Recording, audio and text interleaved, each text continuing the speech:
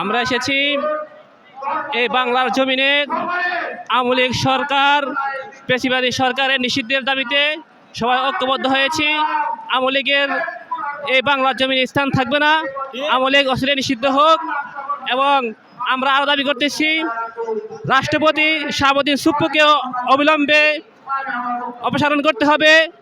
এবং আমরা আরও দাবি করতেছি যে এই বাংলার জমিনে স্বরাষ্ট্র উপদেষ্টা আসিফ নজরুলকেও অবিলম্বে প্রত্যাহার করতে হবে, যার কারণে এদেশে গণহত্যার বিচার হচ্ছে না, যার কারণে আওয়ামী লীগ বারবার মাথাছাড়া দিয়ে উঠতেছে, যার কারণে আওয়ামী লীগ এদেশে এখনও গণহত্যা চালিয়ে যাচ্ছে।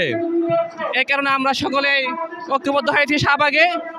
আওয়ামী লীগ নিষিদ্ধ হওয়া না পর্যন্ত আমরা এখান থেকে পিছপা হব না ইনশাআল্লাহ।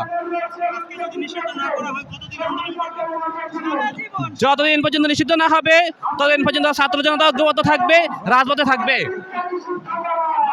আমি বলতে চাইছি যে সরকারের মধ্যে একজন উপদেষ্টা বা দুইজন উপদেষ্টা আছে যারা সরকারের ভিতরে থাইকা আপনার আওয়ামী লীগের সাপোর্ট করে যেতেছে, সাপাই গিয়ে যেতেছে।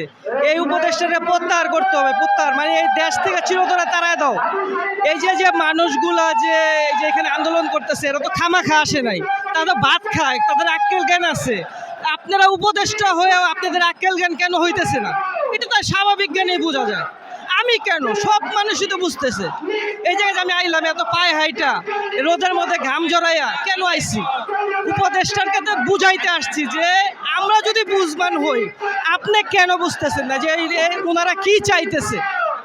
তো আমরা অবিলম্বে বলতে হবে যে দাবি আদায় হয়ে যাক, আবার দাবিটা মাইনে নেন। কারণ আওয়ামী লীগ যে ঘটনাটা ঘটাইছে এটা জঘন্যতম ঘটনা। এই ঘটনা তো কোনো একটা স্বাভাবিক মানুষ মাইনা নেওয়ার কথাই না। এই দেশে আমি যেইখানেই কথা বলছি, এই দেশের যেখানেই যেখানে গেছি কোথাও কেউ মানে নাই, সবাই নিন্দা প্রকাশ করছে। যে এই শেখ হাসিনার বিরুদ্ধে তো নিন্দা প্রকাশ হয়েছে, আওয়ামী লীগের বিরুদ্ধেও নিন্দা প্রকাশ হয়েছে। সত্য কথা যেটা, আমি কিন্তু কোনো ছাপাই গাইতে আসিনি এখানে। এই যে এখানে আমি আসলাম এই জন্যই আসছি যে যদি কথাগুলো বলা যায়, উপদেষ্টারা বুঝমান হয়, বুঝে আমাদের কথাটা, তাহলে এই দাবিটা মাইনা নিবে, অবশ্যই সমস্যাটা সমাধান হবে। আমাদের দেখতে পাচ্ছেন যে পাকিস্তান ভারতের কিন্তু যুদ্ধ হচ্ছে, পাকিস্তান ভারতে কিন্তু যুদ্ধ হইতেছে।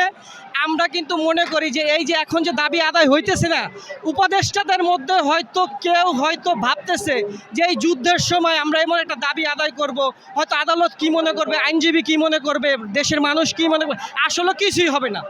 সত্যি কথা যেটা আমার জ্ঞানে যেটা আসে, সাধারণ মানুষ হিসাবে আপনারাও যিনি সাধারণ মানুষ হিসাবে বুঝতেছেন, তো আমি এইটাই বলবো যে আপনার উপদেষ্টা যারা আছেন, স্বরাষ্ট্র উপদেষ্টা আছেন, প্রধান উপদেষ্টা আছেন, আইন উপদেষ্টা আছেন, অনেকগুলো উপদেষ্টা আমি নামও জানি, আমি নামগুলো উল্লেখ করতে চাচ্ছি না, দরকার নেই এত নাম। আপনি আরেকটা কথা আমি বলি, বয়ান আমি নিজে টিভিতে শুনে আসছি, বিএনপি অনেকগুলো কথা বলছে। বিএনপিরা সবাই কিন্তু রাজনীতিতে আমি কিন্তু আজকে রাজনীতি বুঝি না, অনেক রাজনীতি আমি বুঝি, আমি রাজনীতি বুঝি বলে এইখানে আসছি, নাহলে আমার দরকার নেই এই যে রাজনীতি কথা বলার দরকার। রাজনীতিতে একটা কথা আছে যে বিএনপিরা চায় যে নিজের স্বার্থটা কিভাবে হাসিল হবে সেইভাবেই কথা বলবে।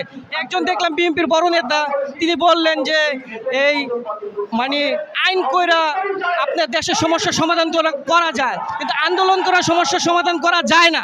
এটা একদম ভুল একটা তথ্য দিয়েছেন। কিন্তু আমি বলবো যে এই সমস্ত যারা বিএনপির নেতা আছেন, আপনারা সংযত হয়ে কথা বলুন। আমরা কিন্তু দেশে কম বুঝি না, আপনাদের চাইতে বোঝার মতো মানুষ এই দেশে কিন্তু বহু আছে, বুঝতে পারছেন? এখন আপনারা সংশোধন হয়ে যান। এই যে আপনারা হঠাৎ করে নির্বাচন চায় বসেন, দেশের কি পরিস্থিতি আপনারা সেটা বুঝতে চান না, কিন্তু আপনারা নির্বাচন চায় বসলেন। এখন আপনি বলবেন যে আপনি একটা সামান্য লোক, আপনি একটা সাধারণ লোক, এত কথা বলেন কেন, কি বুঝেন রাজনীতির? আমি 25 বছর ধরে এই রাজনীতির সঙ্গে একটা মানে আসছি, আমি হাজারীবাগের ইউনিটে আসি, অবশ্য একটা দলে আসছি, যাই হোক ওইটা আমি বলার আমার প্রয়োজন নাই। তো আমি আজকে বলবো উপদেষ্টাদের যে আপনারা যেইভাবেই পারেন এই দাবিটা আপনারা মাইনে নেন।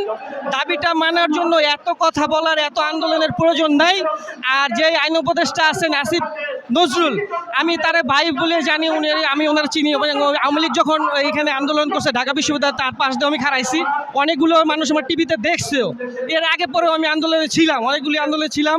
কারণ আমি যেই সমস্ত আন্দোলনে যাই, আমি বিবেক খাটাইয়া যাই যে এখানে কি সত্যিকারই একটা ভালো আন্দোলন কিনা, মানে ভালো কথাবার্তা বলতেছে না, মানে দাবিগুলো কি ভালো কিনা। তো ধন্যবাদ সবাইকে, ভালো থাকবেন।